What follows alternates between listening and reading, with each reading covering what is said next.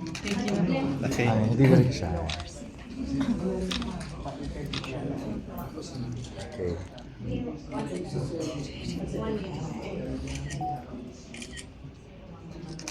Shaira here. Share, anong project mo? Waiting pa rin po ako sa Lolong Season 2. Sisimulan namin Ay, siya oo nga.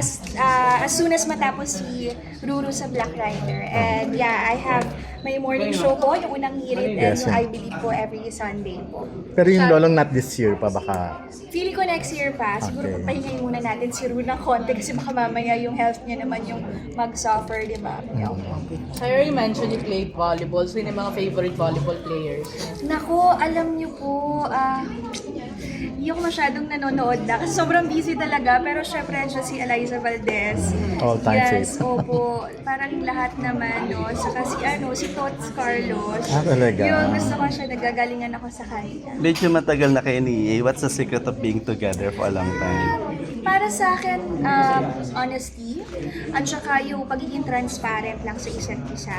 Yun, walang taguan, and more than the love, yung trust na lang din talaga, i-secure mo yung partner mo kasi mahirap sa mundo natin, di ba? Parehas kami nasa showbiz, so hindi maiiwasan ang daming temptations, ang daming pero siguro, parang yun po, completely being honest with each other. You're both Yeah, siya busy. very vocal na talagang ikaw na ang kanyang Opo, kasi di ba? gustong mapangasawa. Kung hindi pa, di ba? Diyos ko, sayang naman yung 10 years, hindi maghiwalay na tayo kung wala siyang plano. So ikaw din talaga Hindi, siya na. ganun ba siya sa'yo? Sinasabi niya na sa'yo na yung mga plano niya. Yes, opo. Actually, yun yung nagugustuhan ko sa kanya kasi si Edgar very vocal siya sa plano niya. So, nakikita ko yung future ko na sa kanya kasi sinasabi niya na eto, lahat ng pinagtatrabahuan ko para sa atin na to. So, maganda kasi alam mo na hindi ka gugutumin pag naging mag-asawa na kayo, di ba? Yung talagang aalagaan ka. And may plano para sa'yo. Gusto kang bigyan ng magandang buhay. Paano nga yun, di ba? Ito, nagdarating ng mga endorsement mo. Yes! Dahil baka kapag ka nagpakasal naman kayo, biglang pumunte. So, set aside mo na ang kasal. Or may plans na Hindi, napapag-usapan sabi ko na. kasi ka-graduate muna ako. Tapos pagka-graduate, medyo ipon muna and then go. Ayoko kasi talaga pumunta or magsimula ng something, ng bagong journey nang hindi ako ready. So, ayoko nang may pagsisihan ako. Ayoko nang may kukulangin ako sa ganito. So, yun po. Pero pinag-uusapan, di ba? ito? Mga 2 years dito rin. 2 or 3 years? 2 to 3 years. Pero- Depende. Pero, So, kapag willing to ka- wait naman siya. So kapag ka nag-propose si Edgar, matatanggihan mo ito ng bongga-bongga. Sinabi sa kanyang 2 years or 3 years mo na ako Depende i-propose. sa sasabihin niya. Siguro kung isa-secure niya naman ako na willing to wait siya, no pressure. Sige, engage tayo, pero hintayin mo kung kailan ako ready. Okay. Okay Engage lang siya. mo na, And, okay. kahit long engagement, okay lang. Basta gusto ko kung papasok ako ng panibagong buhay kasama siya. Gusto ko yung clean slate na. Wala na akong tatrabahuhin na school, wala na akong, alam niyo yun, yung mga ganong bagay. So, So hindi pa mo kayo gustong- engaged? Hindi pa. Hindi pa po, hindi pa Okay. po. So hindi niyo muna gusto mag-live-in para at least, di ba? Hindi muna. Kasi baka magkasawaan. Pero alam niyo, kilala ko na kasi si Edgar 10 years na. So parang wala na akong kailangan malaman pa na parang gano'n. And alam ko, very family-oriented siya.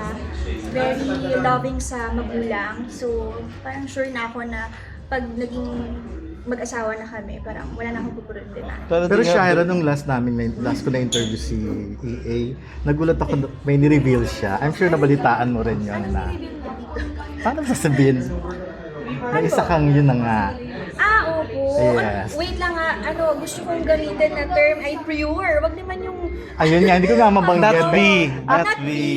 yung pure lang po, yung pure state ko po. Yes. Nagulat nga ako na siya yung nagsa. Yes, kaya sabi ko nga, bihira na lang yung lalaki na makakahanap ka na tanggap ng ganung setup na gusto panatilian yung purity before marriage, diba? So, yun. So maghihintay pa siya ng panibagong 3 years bago... Kaya niya yun, 10 years na Bakit? nagawa niya yun, susuko pa ba siya? Hindi siya rin na, di ba siya rin ang nawalan kasi yung tagal niya. Inantay. Tagal niya naghihintay mo. Paano nagawa yung gano'n samantalang yung iba? Babae siya rin.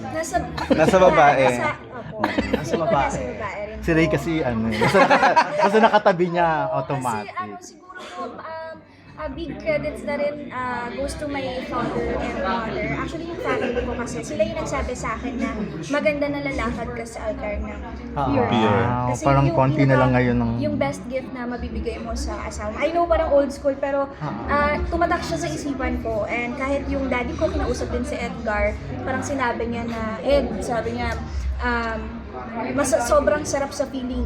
Sobrang babaw down ako Bow. sa'yo pag nailakad mo yung anak ko na ganun pa siya. So, ako yun na, and then siguro natatakot lang ako sa responsibilities na alam na, hindi natin masabi, baka may mga accidents na alam na Eh, ganun. paano kapag ka nagta-travel kayo abroad, may mga kasama kayo para maiwasan? Paano ba? Kapag ka nagta-travel kayong sa abroad, may mga kasama kayo para maiwasan? Family ko. Okay. At saka nag-usap naman po kami. Sinabi ko kasi na hindi rin madali sa kanya yun. So sabi ko, kung hindi niya kaya, let go niya na ako. I mean, bumitaw na lang siya kasi Yun nga sabi niya. nagkasakitan pa kami. So, yun naman yung naging maganda. Nag-promise naman siya. So, yun po. Kaya secured ako. Hindi ako nag-aalala na kahit mag-out of the country siya, out of town na work siya, hindi ako natatakot. Sabi nga niya, parang mahirap ng humana ng katulad. Ayun nga, at mahirap din humanap ng katulad na kaya tumagal na yun. So, swerte namin sa isa't isa and thankful ako na ganun siya.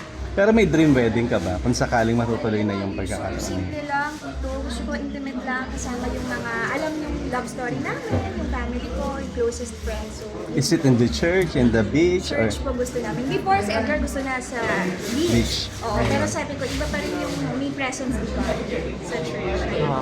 Pero Shaira Maiba naman, anong masasabi mo sa success ng dati mong kalab?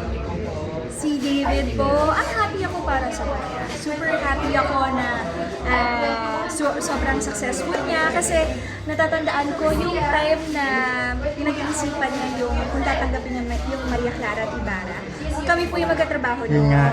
Yes, Nakailang during project kayo? Without You po, during filming na yung movie namin na Without You, nagkukwento siya sa akin na hindi niya nga daw alam kung tatanggapin niya yung Maria Clara kasi nga sobrang busy nga sa newly opened business niya that time. And then, yun nga, parang ayaw niya naman talaga mag-artista kasi hindi niya pinangarap. Pero biglang, boom!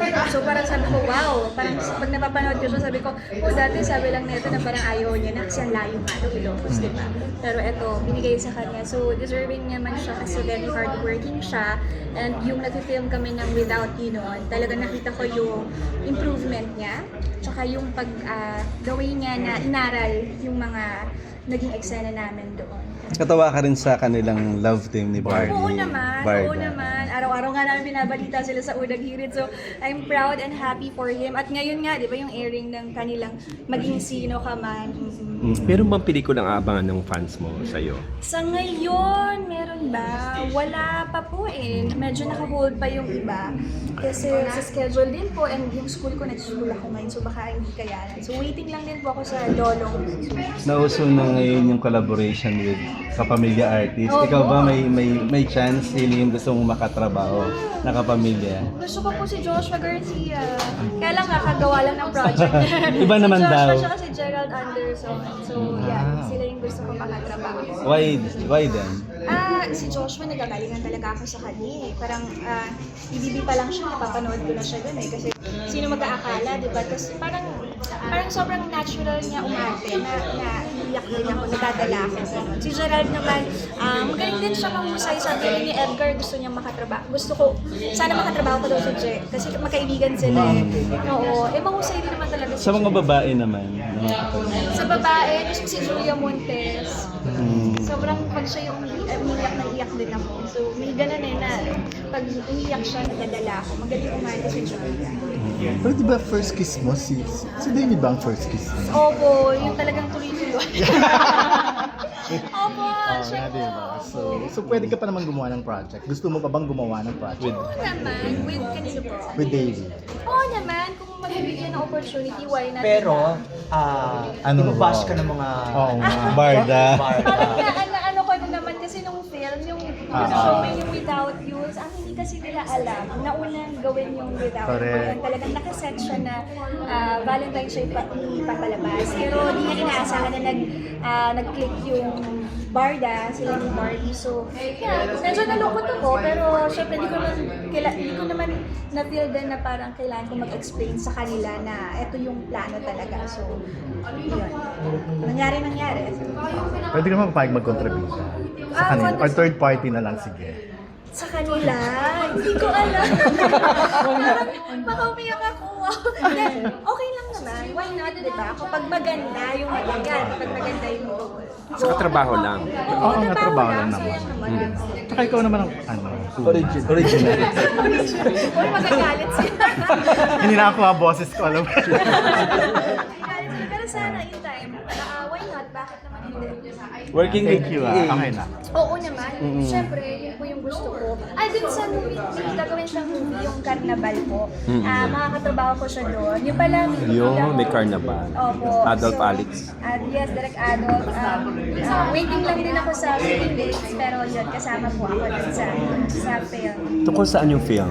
Alam mo, parang Carnaval, parang ang dami nangyayari sa isang araw. So, ganun po.